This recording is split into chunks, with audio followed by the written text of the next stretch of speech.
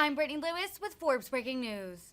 At her weekly press briefing, Speaker Pelosi praised President Biden's actions addressing the baby formula shortage crisis. Pelosi said Biden's invocation of the Defense Production Act, as well as his importing of baby formula from abroad, were crucial in getting babies the food that they need. This comes amid a national baby formula shortage that has earned President Biden derision from Republicans and left millions of parents without the means of feeding their young children. Let's listen in to the House Speaker. And denounce those who have allowed and even encouraged the bigotry. Back to the kitchen table for the babies, for the children. We were very pleased yesterday that we were able to pass 2 bills that address the baby formula shortage. This is about hungry babies and parents in anguish. We took 2 bold steps, I think you saw, with what they were, even though much of the debate was in the evening. Want a bill to improve access through the WIC program, you know, that's Women and Children program, and half of all formula nationwide is purchased at WIC for women of lower income or more in need families. And then after that, we did the emergency supplemental. That was under Bobby Scott and Johanna Hayes leading that, and emergency supplemental under leadership of Rosa DeLauro to give the funds to the FDA to do what they need to get formula back on the shelves as soon as possible. The President took action yesterday, which was very important, which was to enable, which until then it wasn't enabled, the Defense Production Act to be able to deal with baby formula and to make military planes available to bring formula into the country. He's been very clear, though. We want to be as quick as possible, but we must be safe and we must be cautious for the children. We proceed again to make sure they have the nutrition they have to grow and to reach their fulfillment.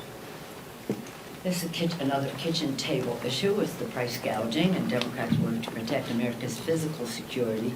We're also laser focused on protecting families' economic security. While families are struggling and they're having to pay high prices at the pump, some of it caused by the Putin price hike, some of it because of lower supply because of COVID or just decisions made by some other countries. We do also see with 7 largest oil companies announcing buybacks that could total $41 billion this year alone. And again, why is this not being passed on to the consumer when they have all of the success that they have?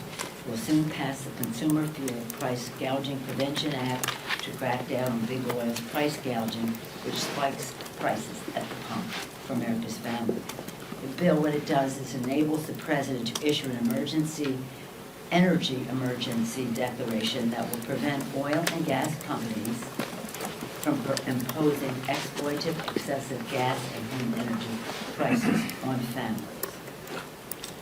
Another kitchen table issue, Democrats are working to lower food prices by working for the grocery store with the Ag Committee yesterday marking a bipartisan bills that will help consumers and agriculture producers. All these issues, like the price of oil, affect the costs to farmers as well. These bills will lower costs by addressing supply chain disruptions, and that's very important, boosting meat processing capacity, which is part of the problem here, a big part of it, and holding big meatpacking conglomerates accountable for unfair practices that hurt ranchers and push up prices. It's about increasing competitiveness, competition to lower costs. And we look forward to strong votes on these cost-cutting bills now that they've passed the committee. One of the big contributors to inflation and the cost to the increase of prices going up is, of course, the supply chain challenge that we have. So we're very excited about the progress that's being made on the Competes Act. The Competes is a cost-cutting bill to make more goods in America, make it in America, as Mr. Hoyer always said, make it in America with American workers and lower cost at home, to lower cost at home. As you know, $52 billion for chips, and semiconductors, $47 $40-some billion for supply chain challenges and make more critical goods made in the United States, and it was bolstering our U.S. research and innovation, strengthening U.S. global leadership. It is such a busy time. We have so much going on, and we're so pleased that we're proceeding in such a strong bipartisan way with the Competes Act. It's a transformational bill for America. It will make us independent, will make us self-sufficient, and so that consumers can benefit from that. Right now, there's a lobbying effort going on. Chinese Communist Party is having a big lobbying effort going on, but we're confident that we will be able to pass the bill, and hopefully we can do so in time to celebrate our independence on 4th of July. Again, we have an expeditious timeline, but we're hoping that that will work. As we gather, we are pleased that the Senate will soon follow the House's lead in passing a $40 billion supplemental funding bill for Ukraine. This funding will make an immediate and substantial difference in Ukraine's fight with funds for security, weapons, humanitarian assistance, food, giving them the opportunity to sell their food abroad, humanitarian assistance also to get food to people who need it in Ukraine, economic assistance, and also all of this to combat Putin's brutality, but part of it, being part of the discussion we have about sanctions as well. Today, so I was trying to anticipate your questions in my fuller presentation today.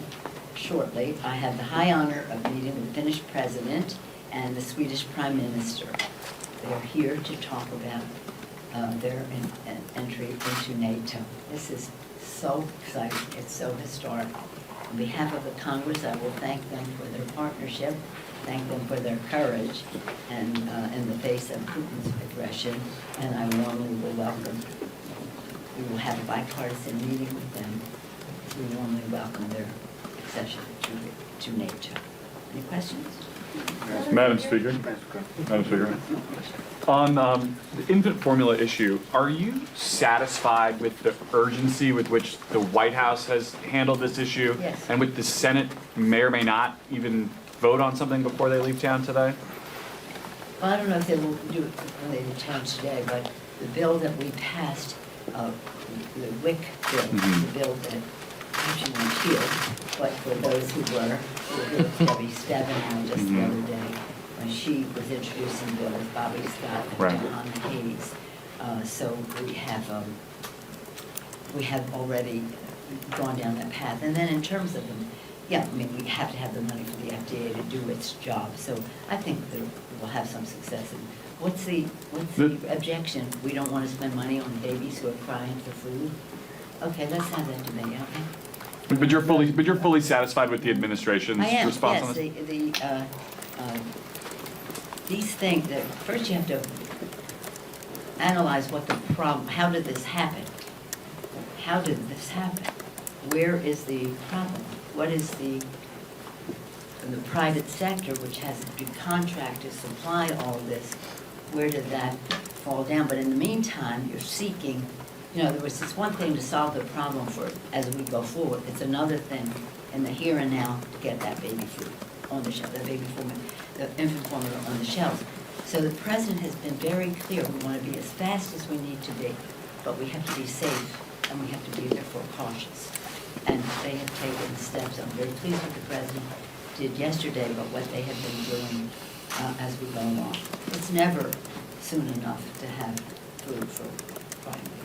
Madam Speaker, about the price gouging bill, so even if this does pass the Senate, it will take time to implement. What's your message to the American people who are looking for relief right now and are asking the question, why aren't you guys doing something that would have more immediate impact? Well, we're doing a number of things. We're doing market manipulation, actually today as well. But the fact is that this situation had to be addressed for now. Everything we talked about, we're talking about how do we solve it for now, but how do we prevent it from the ongoing. The fact that it might take a little while to implement is not a reason not to do it. When they are exploiting the market in the manner in which they are. So we are very proud of the work our committees have done. We announced that here, again, House and Senate, a couple of weeks ago, lost track of time, but recently, and we will do this and other things to help with the price at the pump. A lot of it is about supply, and those are negotiations that have to go on about supply. And a country is just not ratcheting up the supply, or people here not drilling, using the permits they have to drill in our country. So it's multifaceted, it's not one thing. But this is for the ongoing. Stop price gouging of the American people. Let us have the market manipulation tools to stop market manipulation tools that we need for the FTC. That's what these two bills will do. Madam Speaker, a couple of members of both parties have expressed a concern. You have another incremental phased reopening here at the campus May 30th. But I got members of both parties saying they'd like it to happen wider and faster because they're saying no to school groups. Yeah, Can you use your office to make it happen faster? Well, since I'm not the House Capitol physician, no, I can't. So that, if I ruled the world, we wouldn't have COVID, and we certainly would have treated it differently 2 years ago when it reared its ugly head. But this is all based on Capitol physician and what he enables us to do, working with the Sergeant at Arms. But it is, we all want our kids, people to come. This is the people's house. The joy of it all is to see school groups and others come. And there's a lineup. In other words, they're trying to move people in as quickly as possible, but as safely as possible. So this is not up to me. It's up to the official Capitol physician as well as the Sergeant at Arms. Madam Speaker. Madam Speaker. Good morning, good morning. In order to maintain control of the House, you obviously need all of your Democrats on the same page. It seems like there is a lot of blowback against the head of the DCCC, Sean Patrick Maloney, what district he will run in, all these maps in New York, some younger members of the party going after him.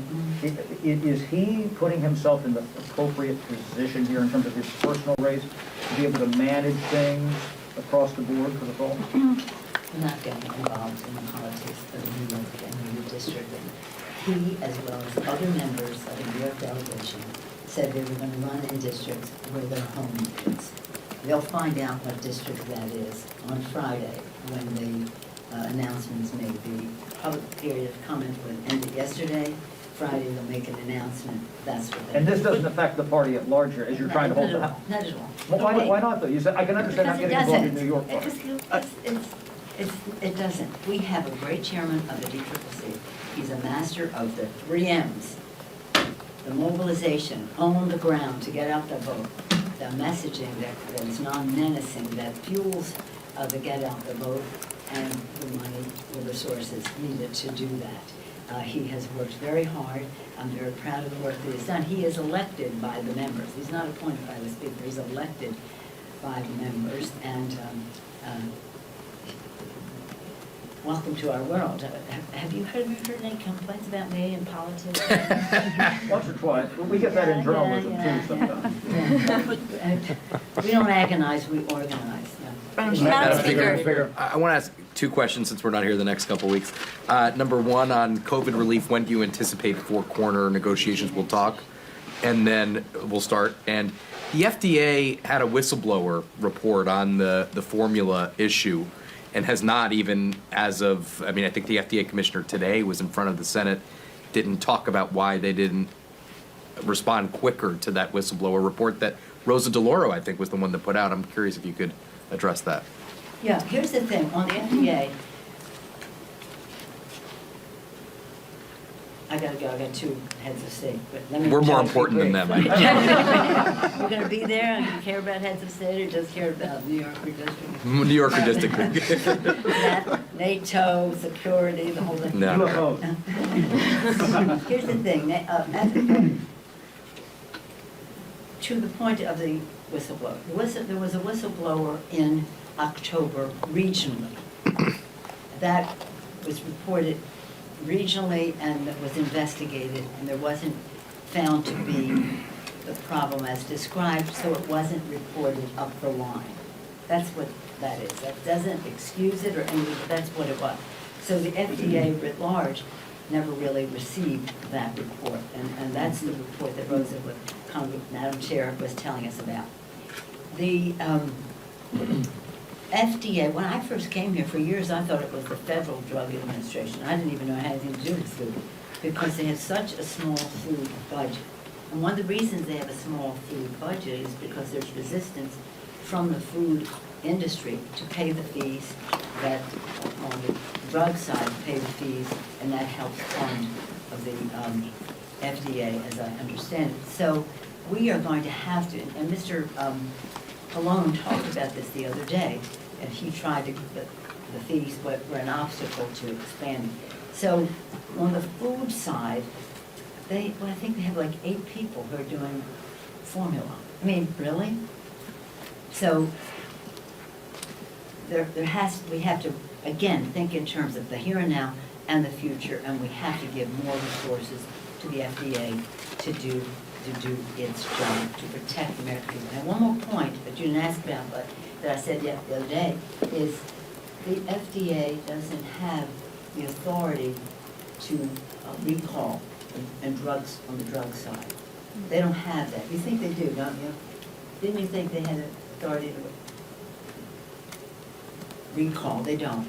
They can talk about it, and then by moral suasion, bad press, or whatever it is, the company would then call it in. So we have in the CHIPS Act the ability for them to recall, and Rose's bill has a small amount now, with 26 million, or whatever the final figure ends up to be, that helps with this here and now, but we really do have to look at how we deal with the food part of the food and drug. Yes? Yeah, I was curious how concerned you are about the problems that are piling up with inflation, gas prices, the baby formula shortage, impacting your ability to hold the House in the fall.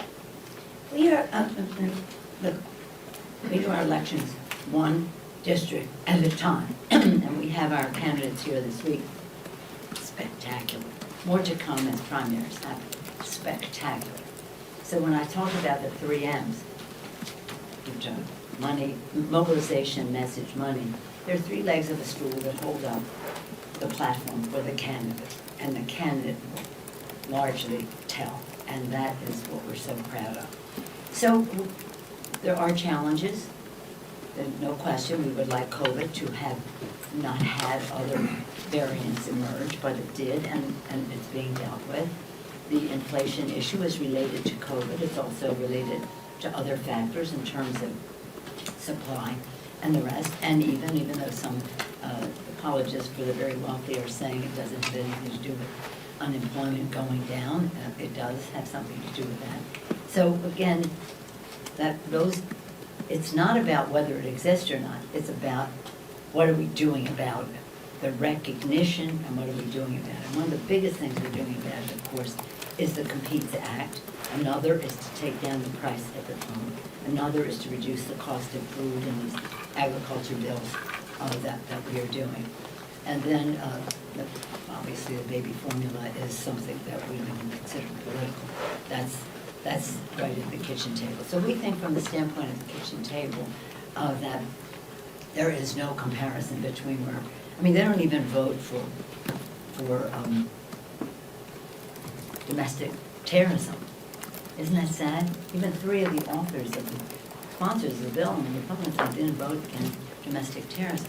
Safety, it's the oath we take, protect and defend. Safety is a critical issue, and that is where we have to show. And we would hope that all of this would be bipartisan. This is not to find an issue to campaign on. It's about trying to meet the needs of the American people. So I have absolutely no intention of the Democrats not winning the House in November. I think that in terms of the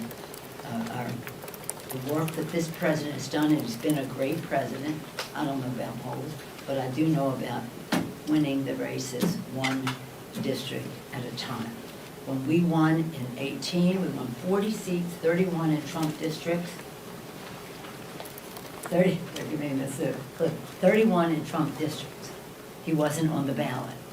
I said, now comes the hard part, because he's now on the ballot in 2020. So we lost about a third of those seats, but the ones who won are practically ironclad. Some of them have little different tweaks for better or worse on redistricting, but we expect them all to come back and to add to our number. So thank you for giving me the opportunity to talk about the optimism we have about how urgent this election is. Our democracy is on the ballot. People expect that to be taken care of. They want to know what we're doing about their kitchen table issues. Food, education, prescription drugs, and we talk about prescription drugs, only 12 of them voted with us to make insulin cheaper. So our democracy on the ballot, freedom that springs from our democracy on the ballot. A woman's right to choose is on the ballot, and that is a kitchen table issue.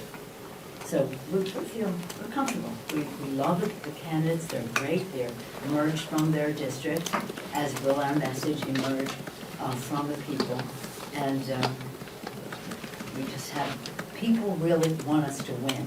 So from the standpoint of their generosity in terms of ideas and volunteering of time, as well as the necessary resources to win the day, we feel pretty confident. And we're very proud of Sean Patrick Maloney. Thank you. Madam Speaker. Thank you.